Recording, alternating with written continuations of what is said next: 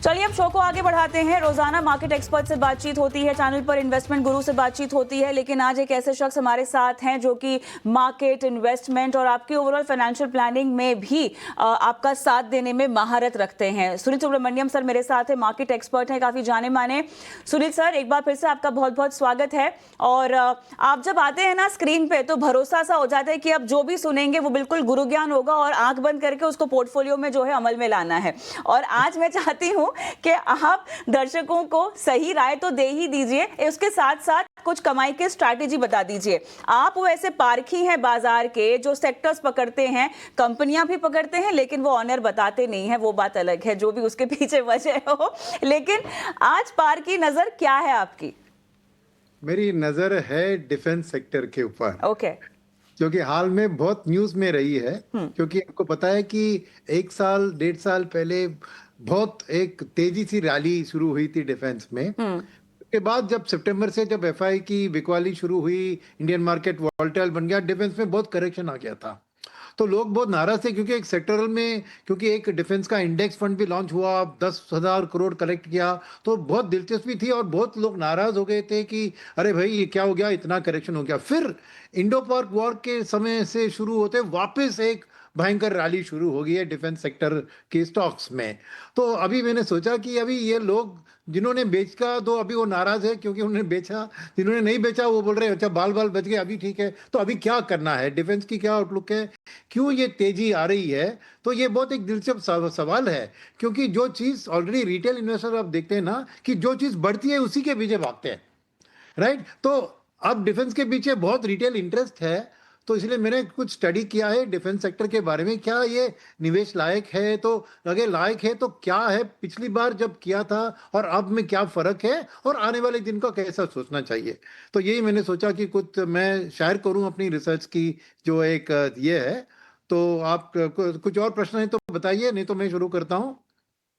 ही प्रश्न है। अब मुझे ये बताइए, आपने फोमो तो एड्रेस कर दिया है दर्शकों का, लेकिन अब आगे की रणनीति जिनको बांधनी होगी वो आगे कैसे बढ़े, उसके लिए क्या इवैल्यूएशन है आपकी, क्या एनालिसिस है आपकी?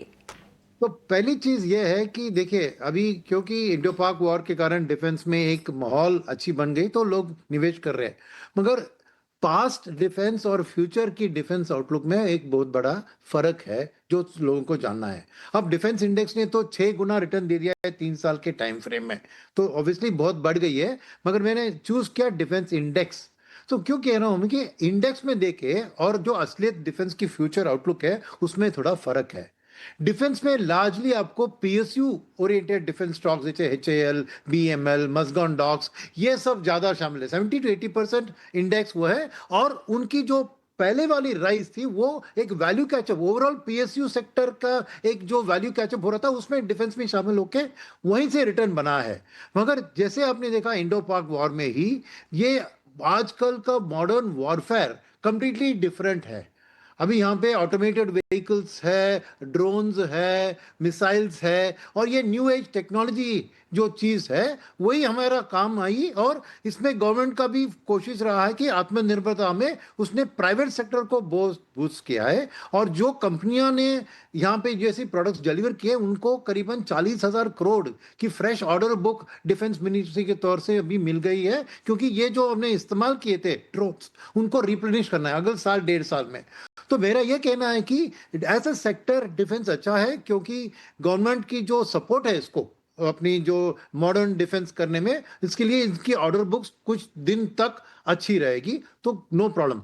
प्रॉब्लम क्या है कि दिशा बदल रही है कि जो हिस्टोरिकली पीएसयू की स्टॉक चले थे, आने वाले दिन private sector, modern technology, avionics, ये वाले शेयर चलेंगे। तो खाली इंडेक्स पे आप भरोसा करेंगे और एक इंडेक्स फंड में निवेश करेंगे तो शायद आपका इतना नहीं रिटर्न बन सकता है जितना कि आप एक ब्रॉडर बेस। अभी ब्रॉडर बेस कैसे चुने? तो मैंने जो स्टडी किया है, most of the defence sector stocks एक कैपिटल गुड्स सेक्टर के अंदर क्लासिफाई होते हैं, कुछ कम्युनिकेशन में है, ज्यादातर कैपिटल गुड्स। तो मेरा मानना है कि अगर आप एक अच्छी इंफ्रा फंड को चुने, उसी में आपको डिफेंस शामिल होगी। और क्या है कि डिफेंस की फ्यूचर पोटेंशियल क्यों इतनी अच्छी दिख रही है कि 3 चीज है इसमें। तो पहली चीज है कि इंडो पाक वॉर में जो हमने क्षमता दिखाई है, अपने जो आत्मनिर्भर, अपने डोमेस्टिक ड्रोन्स, इनके इनके कारण ऑर्डर बुक इनके लिए बाकी एशियन कंट्री से बहुत बढ़ रही है, और यूरोप से भी ऑर्डर बढ़ रही है, क्योंकि अमेरिका भी धीरे धीरे नेटो से अपना हाथ छुड़वा रहा है, और हर यूरोपियन देश अपना ओन डिफेंस आर्सेनल बिल्डअप करने का बजट में एलोकेशन दे रही है। तो ये बात है कि हमें ये मॉडर्न डे टेक्नोलॉजी, जैसे यूक्रेन का आपने देखा ड्रोन अटैक ऑन रशिया कितना इफेक्टिव था, तो वैसे सभी यूरोपियन कंट्रीज भी शायद हमसे ऑर्डर लेंगे, शायद बीटीए साइनिंग में भी ये सामने आएगी। तो एक्सपोर्ट एक बहुत बहुत बड़ा एक लक्ष्य है, और लास्ट ईयर मेरा याद है कि करीबन 23,000 से 24,000 करोड़ का टोटल डिफेंस का एक्सपोर्ट्स था, मगर बस अगले 5 साल में ये दुगना होकर 50,000 करोड़ तक बढ़ने वाला है। तो एक्सपोर्ट ओरिएंटेड कंपनीज पे ध्यान रखना जरूरी है, क्योंकि यहीं से हमारी फ्यूचर ग्रोथ है। सेकंड इज गवर्नमेंट की पॉलिसी इसको सपोर्ट करती है, और डिफेंस की क्या खास चीज होती है कि ऑर्डर बुक्स बहुत लंबे होते हैं, 3-4 साल चलते हैं। तो डिफेंस का एक काउंटर साइक्लिकलिटी एलिमेंट होता है। नॉर्मली इंफ्रा एक साइक्लिकल स्टोरी है, मगर डिफेंस में ऑर्डर बुक के कारण और गवर्नमेंट पॉलिसी के कारण फ्लक्चुएशन आता है। बट अब आपको क्लियर होगा कि गवर्नमेंट का फुल सपोर्ट रहेगा डिफेंस के लिए, क्योंकि हमें भी रीबिल्ड करना है हमारे मॉडर्न वॉरफेयर आर्सेनल। और इसीलिए मेरा मानना है कि अगर आप डिफेंस पे फोकस रखें तो एक प्राइवेट सेक्टर डिफेंस कंपनियों पे ज्यादा ध्यान दे। सेकेंड चीज, उसको प्ले करें थ्रू एन इंफ्रा फंड, क्योंकि अलग इंडिविजुअल स्टॉक्स को खरीदना ऑलवेज हाई रिस्क होता है। तो फंड के जरिए मेरा मानना है कि हर इंफ्रा फंड आपको एक डिसेंट एलोकेशन देगा डिफेंस में। मगर फाइनली मैं कह रहा हूं कि क्योंकि ये लॉन्ग साइकिल इन्वेस्टमेंट्स होती है, इनको ऑर्डर मिलके एग्जीक्यूट करने में आपकी भी दिशा एक long term 5 to 7 years, ideal 10 years होनी चाहिए। मगर अदरवाइज ये सेक्टर की ग्रोथ करीबन 20% per annum till the end of the decade चलने वाला है, और ये अच्छा सेक्टर है एक लॉन्ग टर्म निवेशक को इन्वेस्टर रहने के लिए, अपनी वेल्थ क्रिएशन के लिए। सुनील सर, मैं उसी पर आ रही थी, क्योंकि आपने यहाँ पर फंड की स्ट्रैटेजी बताई है, और अगर हाई रिस्क कैपेबिलिटी है इन्वेस्टर की, तो स्टॉक स्पेसिफिक अप्रोच भी अपनाई जा सकती है, रिस्क भी ले सकते हैं, लंबा भी रुक सकते हैं। तो क्या ऑफसेट हो जाएगा, रिस्क कम हो जाएगा, या आपको लगता है कि स्टॉक्स के जरिए ना ही जाएं तो रणनीति बेहतर होगी? बिकॉज जो एनालिसिस आपने फंड के तौर पर दी है, इंडिविजुअल स्टॉक पर भी तो वो एनालिसिस लागू होगी, मगर अगर आप डाइवर्सिफाई करने के लिए तैयार है, यानी आप ओके, खाली एक दो डिफेंस कंपनी स्टॉक को राइट। बेट ना करें। अगर आप 15-20 डिफेंस स्टॉक्स को चुने, जहां पे एक मिक्स ऑफ प्राइवेट सेक्टर और पब्लिक सेक्टर, और आने वाले दिन में मेरा मानना है कि प्राइवेट सेक्टर की और तेजी से बढ़ेगी, तो मे बी एक 65% प्राइवेट सेक्टर, 35% पब्लिक सेक्टर में रखकर 15-20 कंपनी में आप निवेश करेंगे तो वो भी सही स्ट्रैटेजी हो सकती है। मगर ऐसे कर रहे हैं तो मेरा मानना है कि एक स्टैगर्ड तरीके से आप खरीदें, लमसम में पूरा न डाले, अगले 1 साल के लिए आप हर महीने खरीदते जाए, तो कि आपकी जो वॉलेटिलिटी है उसको भी स्मूदन कर सकते हैं। चलिए, अब मुझे ये जानना है कि एक्सपोजर डाइवर्सिफिकेशन के लिहाज से अपने पोर्टफोलियो में कितना रखा जाए, 10 से 12% या 10 से 20%?